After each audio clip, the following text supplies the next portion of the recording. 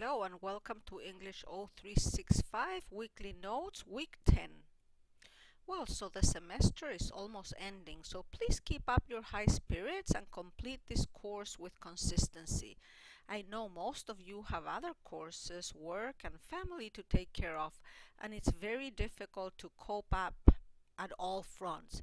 But please keep going. This is an important course as it's exit level, and passing it allows you to take other college level courses. I know that I probably reminded you at the beginning of the semester. This Wednesday, November 13th, is the last day that you have to drop this course.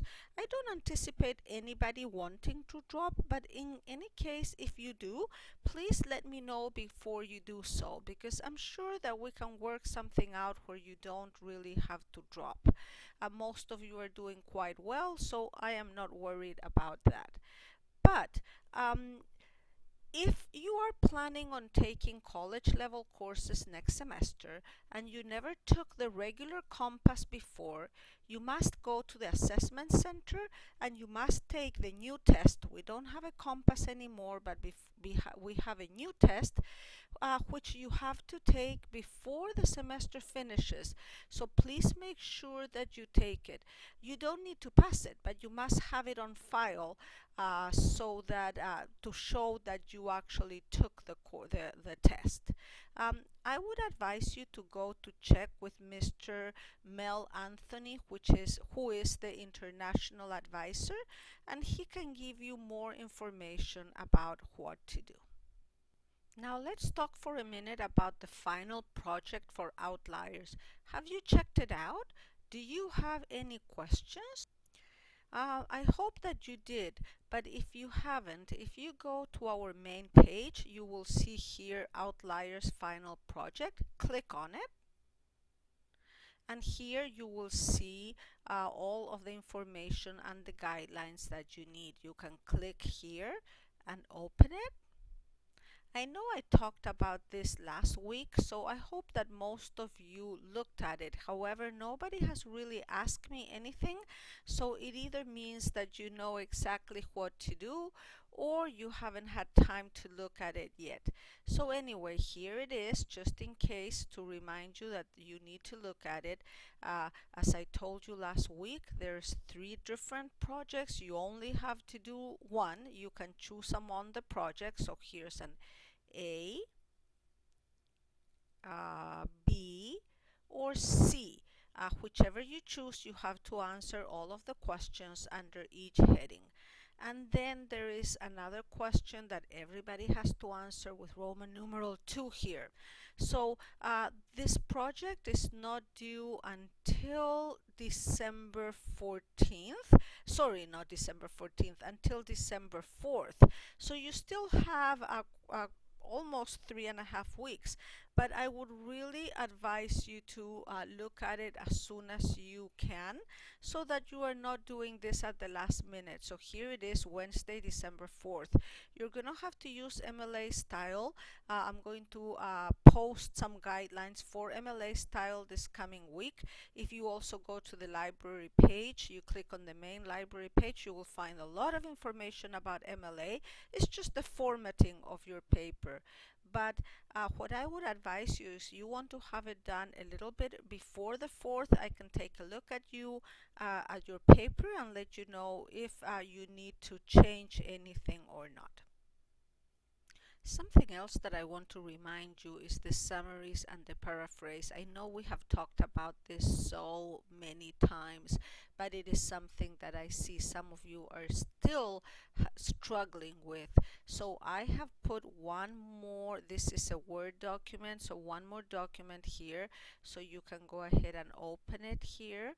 And I'm going to show you just briefly what it looks like. We're not going to look at it together, but I want to show you that there is more information here. So go ahead and read it in your spare time, or as you are reviewing things for this week, make sure that you do it. Okay, so it's called writing summaries. It tells you what to do when you write a summary, what you need to remember, and what you do when you paraphrase. So take time to look at this carefully one more time. Thank you. The other thing that I need you to pay attention to is annotations. I know I'm sounding like a broken record, and some of you are doing quite well. I had asked you to send some annotations this week. A few of you did it, most of you didn't. I'm asking you to send an annotation again next week. So please do it because I want to see what your annotations look like. Also, if you look in the midterm folder, so here it is, let me bring the midterm folder here. If you open the midterm folder, you will see last week I had put annotations for the boredom effect, which is one of the tests that some of you took. The other test that some of you took is called the decline of neatness. If you took the test at the Fairbanks Center, that's the test that you took. But even if you didn't take this test, it would be a good idea that you open this PowerPoint because it gives you some practice on, it gives you another example on an annotation. So let me show you what it looks like. Okay, so here it is, and you're going to see the example of the annotation. Just like with other ones, you will see that I am not highlighting everything, but just in this case, keywords, main ideas, and then on the margins, I have written some notes. One thing, I don't show it here, but you will see here some numbers. Keep it at 40% so that you can see clearly each slide. So I'm just going to show you. So I'm putting things that I agree or don't agree using numbers. I believe, hard to believe this. Hopefully education will help people to value creativity and neatness. I doubt this will happen. Hopefully it will go away. So I'm giving some of my own ideas, but also sometimes I just annotate things like sloppiness and kept generation because this is really what the whole thing is about. I agree, and so on. So take a look at this. If you want to ask me any questions about it, please do. Okay, the next thing that I want to talk about is what we're doing this week. So if I show you here my folders for this week, we are on week 10, believe it or not. And this week is Introduction to Purpose and Tone. Of course, you can go to the PowerPoint from the book, which is in all of the in the main page. But here I have included an Introduction to Purpose and Tone, Chapter 8 PowerPoint. This one is not from the book. This is another one that I think is going to help you a little bit better with tone and purpose. Now, I'm not going to go through the whole thing, but I just want to show you some highlights here. So this is the Introduction to Purpose and Tone. And then, what is purpose? The reason why the author writes. And tone, it's the expression of the author's attitudes and feelings. So one is the why, and the other one is the feelings.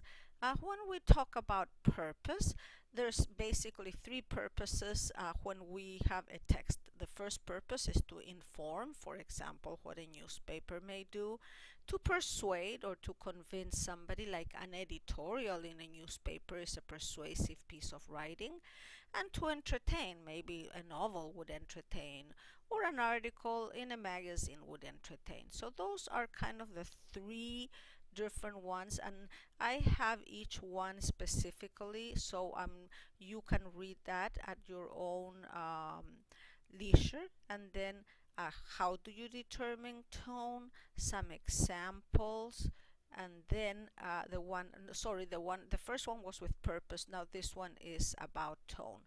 So please look at this one. Besides the one from the book, I would advise you to look at this one, have some examples of words that indicate tone and so on.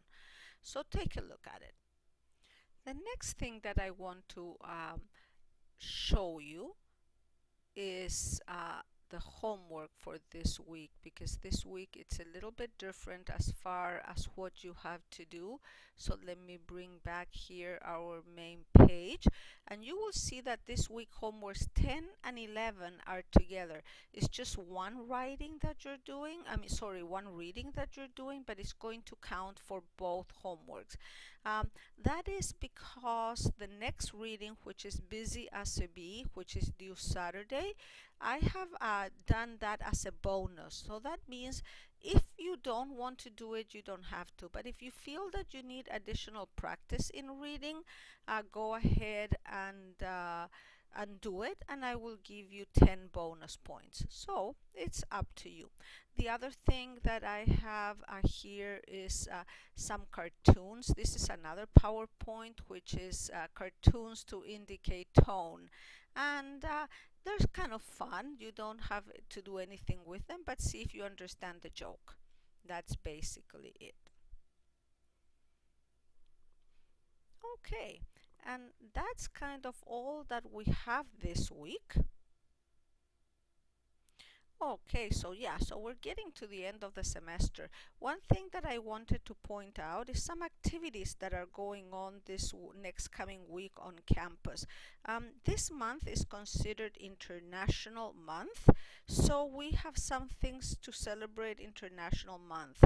I'm going to be putting a flyer with all the different dates and activities, but just to point out a few, there will be some films that we will be showing pretty much every day at the library this week, and next week there's also this coming week, and then the week after there's some films also.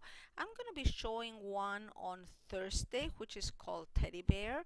It's about a man who wants to get married. He's in his late 30s and he hasn't found a wife. So he has a cousin who found a wife in Thailand, and then he decides to go to Thailand as well.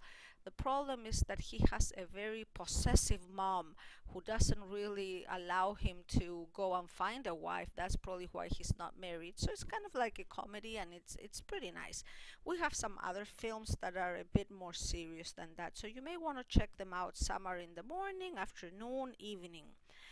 We also have this coming Thursday in the cafeteria. We have a couple things going on. One of them we're calling a fashion show, although it's not really a fashion show. It's where students are wearing their outfits from their own countries, men and women. So if you have an outfit that you have that I'm sure they're beautiful outfits and you want to show it, all you have to do is wear it.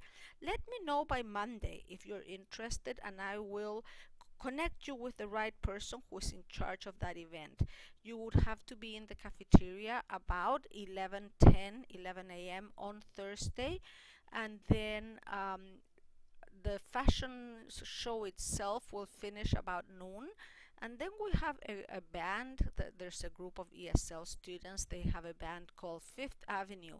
They played last year at our end of year celebration, so if you were there, you heard them.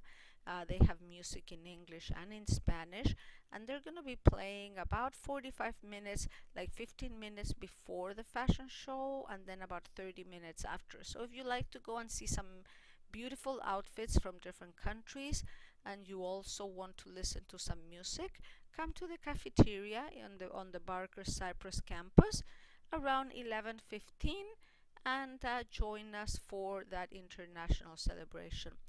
If you have classes in CASA and you walk through the main door, you're going to notice on your left there is a glass case, and we have placed there some beautiful dolls from around the world. So come and take a look at the dolls. Different professors and staff members at the college let us borrow their dolls, and so we put them there so you can see outfits and beautiful dolls from all over the world. So these are some of the events that that are taking place on campus to celebrate International Week, actually International Month. So that is all that I have for you this week. Hope you guys have a wonderful week, and as always, if you need any help, don't hesitate to let me know.